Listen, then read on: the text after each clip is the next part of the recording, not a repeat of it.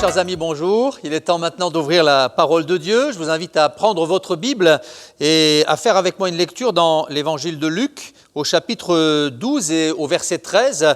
Nous allons découvrir la parabole du riche insensé. Voilà ce que je lis. Quelqu'un dit à Jésus du milieu de la foule, « Maître, dis à mon frère de partager avec moi notre héritage. » Jésus lui répondit, « Ô homme, qui m'a établi pour être votre juge ou pour faire vos partages ?» Puis il leur dit, « Gardez-vous avec soin de toute avarice, car la vie d'un homme ne dépend pas de ses biens, serait-il dans l'abondance. » Et il leur dit cette parabole, « Les terres d'un homme riche avaient beaucoup rapporté. » Et il raisonnait en lui-même, disant, « Que ferai-je, car je n'ai pas de place pour serrer ma récolte. Voici, dit-il, ce que je ferai. J'abattrai mes greniers, j'en bâtirai de plus grands, j'y amasserai toute ma récolte et tous mes biens, et je dirai à mon âme, mon âme, tu as beaucoup de biens en réserve pour plusieurs années. Repose-toi, mange, bois et réjouis-toi. » Mais Dieu lui dit, « Insensé, cette nuit même, ton âme te sera redemandée. Et ce que tu as préparé, pour qui sera-ce ? Il en est ainsi de celui qui amasse des trésors pour lui-même et qui n'est pas riche pour Dieu. » Voilà donc une parabole, et nous allons pendant quelques instants étudier ce texte. Certains pourront poser la question, mais une parabole, qu'est-ce que c'est ? Alors une parabole, c'est une petite histoire tirée de la vie courante qui permet d'illustrer une vérité spirituelle. C'est une image, une métaphore, et lorsque nous lisons les évangiles, nous voyons que Jésus a souvent utilisé cette méthode d'enseignement pour parler de réalités spirituelles. Certaines de ces paraboles sont très connues, très célèbres. Beaucoup connaissent la parabole du bon samaritain, d'autres connaîtront la parabole du fils prodigue ou bien la parabole du bon berger. Dans le Nouveau Testament, dans la Bible, il y a de nombreuses paraboles, dont celle que nous venons de lire, la parabole du riche insensé. J'aimerais pendant quelques instants donc étudier ce texte qui est particulièrement intéressant, qui nous interpelle. Cette parabole commence en ces termes au verset 16, « Les terres d'un homme riche avaient beaucoup rapporté ». Cette histoire, c'est l'histoire d'un homme d'affaires, un homme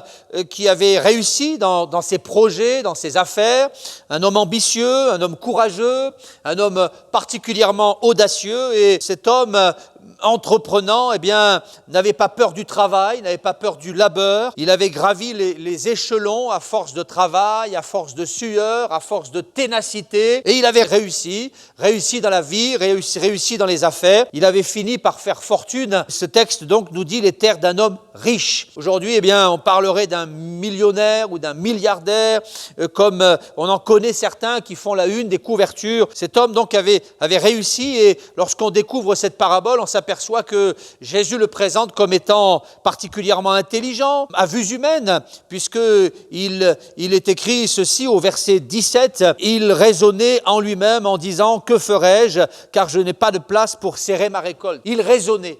Donc, il réfléchissait, et il semblerait que cet homme était particulièrement intelligent. En tout cas, c'est l'impression qu'il nous donne. Il avait appris à réfléchir, et là, il va raisonner en lui-même, et il va se projeter dans l'avenir, voyant que ses greniers étaient trop petits, que ses entrepôts étaient trop exigus, il va prendre la décision de passer le bulldozer, de raser tout cela pour bâtir des greniers, des entrepôts plus importants, plus spacieux, plus grands. Voici, j'abattrai mes greniers, j'en bâtirai de plus grands, j'y amasserai toute ma récolte et tous mes biens. Donc cet homme était ambitieux, entreprenant, et il va se projeter dans l'avenir. Il avait déjà échafaudé les plans dans son esprit, et il voyait déjà ces bâtiments majestueux se dresser sur son terrain. La parabole continue, verset 19. Nous voyons que cet homme se parle à lui-même, et il se dit, « Mon âme, tu as beaucoup de biens en réserve, pour plusieurs années, repose-toi, mange, bois et réjouis-toi. » Pour plusieurs années.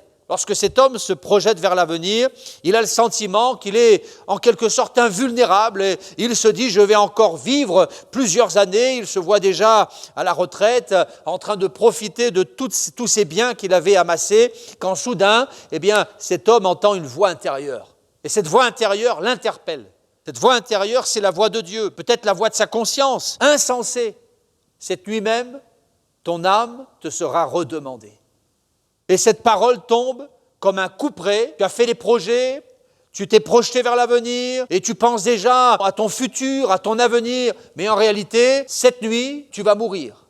Cette nuit, ta vie va s'arrêter. C'est la fin. J'aimerais dire que cet homme avait commis 2 erreurs. La première, c'est qu'il n'avait pas pris conscience de l'existence de Dieu. Il réfléchit, il pense, il travaille, il vit, il fait des projets, sans réaliser qu'au-dessus de lui, il y a un Dieu qui tire les ficelles. Et il a le sentiment qu'il est son propre Dieu, qu'il est invulnérable. En réalité, rien ne peut l'atteindre. La Bible dit dans le psaume 14, « L'insensé dit en son cœur, il n'y a pas de Dieu ». Et beaucoup de gens, beaucoup d'hommes, beaucoup de femmes aujourd'hui ressemblent à ce personnage de la Bible. Ils ont le sentiment qu'ils sont leur propre Dieu, qu'ils peuvent mener leur existence sans consulter le Créateur. Peut-être que vous en faites partie, peut-être que vous avez fait des projets, peut-être que vous vous projetez vers l'avenir. Vous êtes quelqu'un d'entreprenant, de courageux, et vous vous dites, eh bien voilà, je vais faire carrière dans tel domaine, je vais m'acheter une maison, puis une autre maison, puis une villa, je vais amasser les biens, je vais faire fortune. Et c'est très bien d'avoir des projets. Mais n'oubliez pas qu'au-dessus de vous, il y a un Dieu, le Dieu de la Bible, le Créateur, celui qui en réalité tient votre vie dans ses mains. Cet homme avait oublié, il n'avait pas pris conscience de l'existence de Dieu. Je pense que pour lui, son Dieu, c'était son travail. Je pense que pour cet homme, son Dieu, c'était son portefeuille. Et il y a beaucoup de gens comme cela. Peut-être que votre Dieu, c'est votre travail. C'est votre portefeuille, c'est votre compte en banque. Et quand votre compte en banque est en bonne santé, vous êtes heureux. Peut-être aussi que votre Dieu, c'est la recherche des plaisirs. Peut-être que votre Dieu, ce sont les loisirs, ou bien la philosophie, ou bien le sport, ou que sais-je. Il y a beaucoup de gens qui érigent des dieux dans leur vie et qui oublient qu'en réalité, toutes ces choses sont futiles, éphémères. Il y a au-dessus de notre tête un Créateur qui tient notre vie dans ses mains. Et cet homme ne l'avait pas réalisé. La deuxième erreur qu'il fait, il n'avait pas préparé son éternité. Insensé, cette nuit même, ton âme te sera redemandée, et ce que tu as préparé, pour qui sera-ce ? Donc cet homme avait préparé son avenir. Il avait préparé sa retraite, il avait mis de côté et il était très confortable d'un point de vue financier. Il avait prévu, il avait préparé des greniers plus spacieux, une retraite confortable, un avenir douillet. Il avait préparé son avenir, mais il avait préparé son avenir terrestre. Il n'avait pas préparé son éternité. Combien de gens pensent à l'éternité ? Et vous qui m'écoutez, peut-être que vous avez préparé vos futures vacances. Peut-être que vous êtes en train de réfléchir pour préparer votre retraite. Et vous avez raison de le faire. Mais est-ce que vous avez préparé votre éternité ?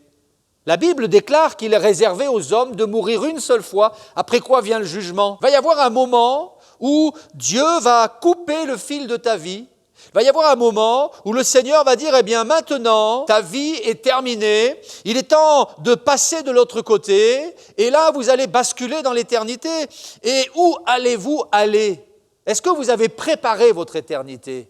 Est-ce que vous êtes prêt à rencontrer votre Créateur, celui qui vous a prêté vie jusqu'à maintenant ? Il est dit dans le livre du prophète Amos, au chapitre 4, au verset 12, « Prépare-toi à la rencontre de ton Dieu ». Prépare-toi à la rencontre de ton Dieu. Alors oui, c'est bien de se préparer, de préparer votre retraite, vos années à venir, c'est bien. Mais il est important de préparer l'éternité aussi. Où allez-vous passer votre éternité ? Cet homme semblait intelligent à vues humaines, mais pour Dieu, c'était un insensé. Il était stupide. Et Dieu va le lui dire sans détour, insensé. Homme stupide et sans intelligence, tout ce que tu as préparé, toutes ces choses vont s'évaporer en un instant. Cette nuit même, ton âme te sera redemandée. C'est la fin du parcours, c'est la fin du voyage sur cette terre. Et tout ce que tu as préparé, ça va te servir à quoi ? Cet homme s'était fourvoyé, il s'était trompé, il avait oublié l'essentiel, il avait tout misé sur sa fortune, sur les biens matériels, mais son âme était perdue. Je dirais aujourd'hui que cet homme s'était posé les mauvaises questions. Nous voyons qu'il s'interroge, il raisonnait en lui-même et il se disait « Que ferai-je ? Car je n'ai pas assez de place pour stocker ma récolte. Que ferai-je » Cet homme aurait mieux fait de se poser une autre question essentielle, question existentielle. Où vais-je aller après la mort ? Où vais-je passer l'éternité ? Il a les yeux fixés sur les biens terrestres. Mais il oublie qu'un jour, il va se retrouver devant le Créateur. Et où va-t-il passer l'éternité ? Je ne sais pas si vous vous êtes posé cette question. Mais il est important que vous puissiez vous la poser. La Bible dit qu'il y a 2 lieux où nous allons passer l'éternité. Il y a 2 possibilités, l'enfer ou le paradis. La Bible nous parle de ces 2 lieux bien distincts. le paradis. Un lieu de repos, un lieu de paix, un lieu de consolation où les élus, les enfants de Dieu pourront enfin déposer leur fardeau et connaître le bonheur, la paix, la sérénité aux côtés du Créateur pour l'éternité. Puis il y a aussi l'enfer. Parce que l'enfer existe, la Bible parle de ce lieu de remords, un lieu où il y aura des pleurs et des grincements de dents, un lieu où les hommes vivront dans l'angoisse et cela pour l'éternité, un lieu où iront tous ceux qui auront rejeté Dieu d'un revers de manche. Eh bien, lorsqu'ils se retrouveront devant le Seigneur, eh bien, il n'y aura pas de place pour eux dans le ciel. Et la Bible nous parle de ce lieu de remords éternel, l'enfer. Où vas-tu passer l'éternité? Il est important de se poser ce genre de questions. On est parfois tellement agité, on est parfois tellement occupé, on est parfois tellement préoccupé qu'on oublie de se poser ces questions, cette question essentielle. Et cette parabole nous invite à nous poser cette question. Jésus dira un jour à ses disciples, « Je m'en vais, et sachez qu'il y a plusieurs demeures dans la maison de mon Père, et je m'en vais vous préparer une place. Et quand je vous aurai préparé une place, alors je reviendrai. Je reviendrai. » Seigneur dira, je m'en vais vous préparer une place. Donc il y a une place qui a été préparée dans le ciel pour chacun d'entre nous. Dans le paradis, il y a une place pour toi. Et le Seigneur Jésus aujourd'hui te tend la main. Il voudrait se réconcilier avec toi. Il voudrait que tu viennes à lui et que tu mettes de l'ordre dans ton existence, que tu mettes de l'ordre dans ta vie, que tu fasses la paix avec le Créateur pour que, au jour où il viendra te chercher, eh bien tu partes avec lui dans le paradis. Le paradis n'est pas une fable, le paradis n'est pas une invention humaine sortie tout droit de l'imaginaire populaire. Non, le paradis est une réalité spirituelle, la Bible en parle, le Seigneur en parle et il faut que vous puissiez vous préparer dès aujourd'hui. Il est réservé aux hommes de mourir une seule fois, après quoi vient le jugement, dit l'Écriture. Et après la mort, ce sera trop tard. C'est pourquoi la Bible nous invite à y réfléchir dès maintenant, de notre vivant. Il y a un homme dans l'Ancien Testament, donc dans la Bible, qui ne s'était pas préparé à cette échéance. Il s'appelait Ézéchias et un jour un prophète vient le trouver alors qu'il est malade. C'est le prophète Ésaïe. Ésaïe frappe à la porte du roi Ézéchias. Ézéchias est là sur son lit de souffrance et il espère que le prophète lui apportera une bonne nouvelle. Sauf que dans le deuxième livre des rois, il est écrit que Ésaïe regarde le roi Ézéchias et lui dit ceci, « Donne tes ordres à ta maison, car tu vas mourir. » Ézéchias fond en larmes, il éclate en sanglots, il tourne son visage contre le mur et là, il fait monter une prière vers Dieu et le Seigneur a pitié de cet homme et Dieu va lui donner un sursis de 15 années, 15 ans supplémentaires et Dieu le guérit. J'ai le sentiment que cet homme n'était pas prêt. Dieu, en entendant sa prière, va lui donner un sursis, un temps de vie supplémentaire. Mais est-ce que ce sera le cas pour vous ? Peut-être qu'aujourd'hui, Dieu va décider de mettre un terme à votre parcours sur cette terre. Est-ce que vous êtes prêts ? Si vous n'êtes pas prêts, je vous invite à faire 3 choses. La première, je vous invite à faire le bilan de votre vie. Sincèrement, tournez-vous vers Dieu. Laissez le Seigneur vous éclairer et faites le bilan de votre parcours sur cette terre. Mettez d'un côté ce qui a été bon et ce qui a été mauvais. Faites le bilan de votre vie. Deuxièmement, je voudrais vous inviter à déposer vos péchés aux pieds du Seigneur. Soyez honnête avec vous-même. Et toutes ces choses que vous avez faites, dites ou pensées, que la Bible appelle des péchés, déposez-les aux pieds de la croix. À la croix, la Bible dit que Christ est mort pour nos péchés. Là, à la croix, nous avons la possibilité de voir nos péchés balayés, effacés, pardonnés gratuitement. Le sang de Jésus nous purifie de tout péché, dit la Bible. Et la troisième chose, repentez-vous sincèrement. La repentance, ce n'est pas le fait d'avouer du bout des lèvres les choses que nous aurions faites et qui étaient mauvaises. Non, non, non. La repentance, c'est un véritable état de contrition intérieure, une tristesse profonde qui nous amène au pied de la croix et qui nous pousse à crier vers Dieu et à lui demander pardon sincèrement. Repentez-vous. C'est ce que le Seigneur prêchait dans le Nouveau Testament. Jésus a souvent appelé la foule à se repentir. Avant lui, Jean-Baptiste a lui aussi prêché la repentance. Après lui, l'apôtre Pierre, puis l'apôtre Jean, l'apôtre Jacques, tous ces prédicateurs ont prêché la repentance. La repentance, c'est la clé pour être prêt à rencontrer le Seigneur. Voilà ce que je voulais vous dire aujourd'hui. Il est important de préparer l'avenir, certes, et c'est une bonne chose si nous pouvons amasser quelques biens ici-bas, mais je crois qu'il y a quelque chose de bien plus important, c'est de se préparer à la rencontre de Dieu, le Créateur.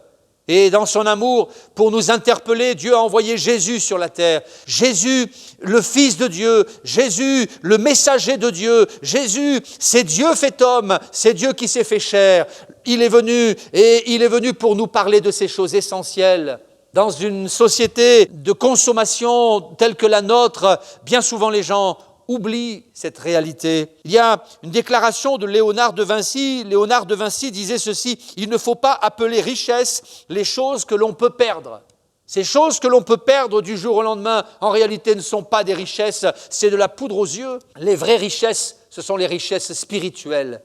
Le fait d'avoir la foi, l'assurance de son salut, le fait de s'être réconcilié avec le Créateur, avec le Père Céleste, d'avoir reçu le pardon de nos péchés, la paix intérieure, le fait d'être rempli d'espérance, de savoir où on va. Alors ça, c'est la vraie richesse spirituelle.